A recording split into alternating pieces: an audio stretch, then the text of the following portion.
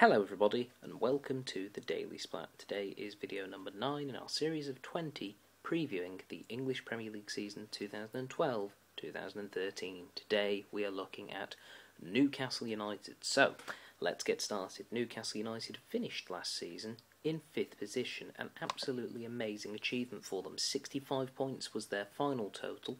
They were still possibly within contention of finishing 3rd on the final day, but sadly lost to Everton and ended up finishing 5th behind Arsenal and Tottenham, although only 5 points behind the Gunners and 4 behind Spurs. So,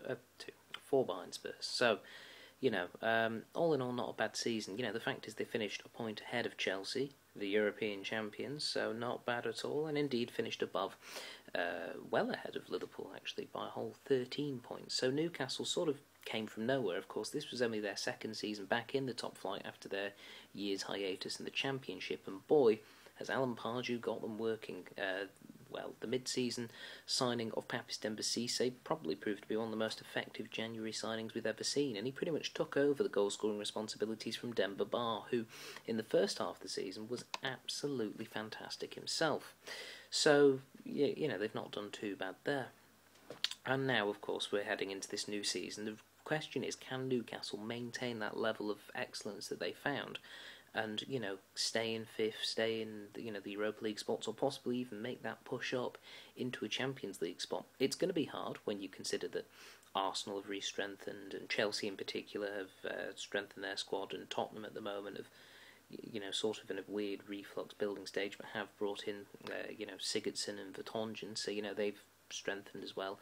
It's going to be tricky to see Newcastle maybe doing as well, because also I think that surprise factor of, Newcastle are actually quite good, might have gone a little bit. But looking at the signings they have made, they've made 3 signings so far, and of course nobody knows anything about them because that's the way Newcastle do these things.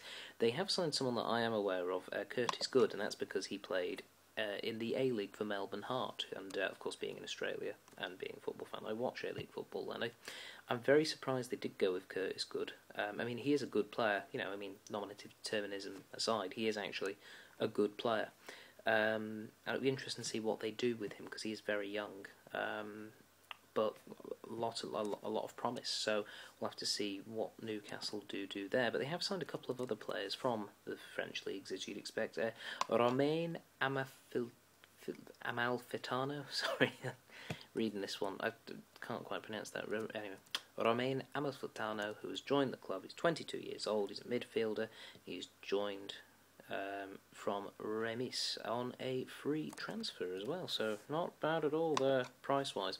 The other player that they have signed for an undisclosed fee is Gael Bigirimana, who is a teenage midfielder who was from Coventry. Well, not from Coventry, he was playing for Coventry City, so there you go. Not bad at all there for Newcastle so far. A lot of young players, of course, the oldest one being that 22-year-old whose name I can't say, Amalfitano, there he is. So, they're looking at bringing in young players and training them up and building them up into being, Premier League quality players. In terms of the players they've let go of a few. Leon Best is no longer a player for the club. He has gone to join Championship club. Who was it he's joined? Sorry, forgot who he's joined. Blackburn, there we go. Sorry, it's all a bit of a fluster today, but yes, so Best has gone, so too is Alan Smith. He has joined the MK Dons on a permanent basis. He was actually released by Newcastle, and to be honest, most people forgot he was there.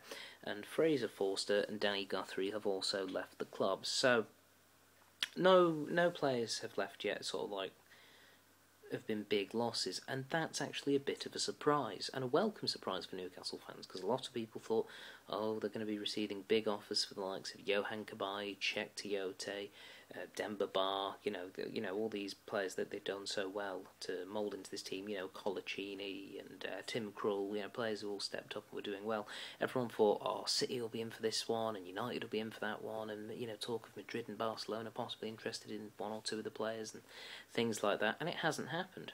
Newcastle have not lost any players that they didn't really want to lose. They've kept the big names, and if they can keep those big names, particularly Demba Ba, I think they've done very well at keeping him. There is still obviously a lot of transfer rumours, and it is still only the start of August, and it could all change, and all those players I just mentioned could go, but it doesn't seem like it's going to happen, which is fantastic news for Newcastle. You know, these were players that did really well, that suited the team, that played fantastically in the Premier League, and you know, obviously playing together, they've got another year's experience of playing together behind them, and now they can hopefully mould into an even stronger unit and challenge for Champions League football. I do feel, however, they will require more than they currently have. I do think they... Sometimes I thought that they lacked something defensively. Obviously, Colaccini was great, and you had Ryan Taylor who had a very good season as well. And yeah, to be fair to him, Danny Simpson I thought was pretty good as well at right back when he played there. But a couple of the players I thought fell a bit short of what was needed, particularly in big games. The likes of Williamson and Perch, I wasn't all that impressed with. But you know, they're very young players and they're developing, so you know they might play again this year and be fantastic. But I don't think it would hurt to possibly try and get in a centre back for them. And you know, the fact that they've got a fully fit hat in Ben Arthur is fantastic as well. But you know, maybe possibly another strong winger, I'd say, maybe is the only thing Newcastle really need. Otherwise, this is a very promising team, and I can see Newcastle certainly challenging for those Europa League spots, and you know, maybe, just maybe, the Champions League.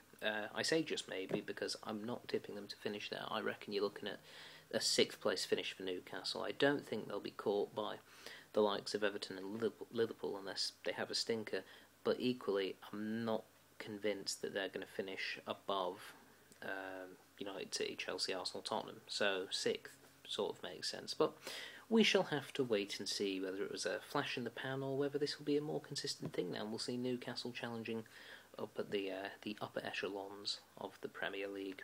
Right, that is all for today. Tomorrow we will be previewing the season for Norwich City and seeing if they can avoid second season syndrome. Until then, bye-bye.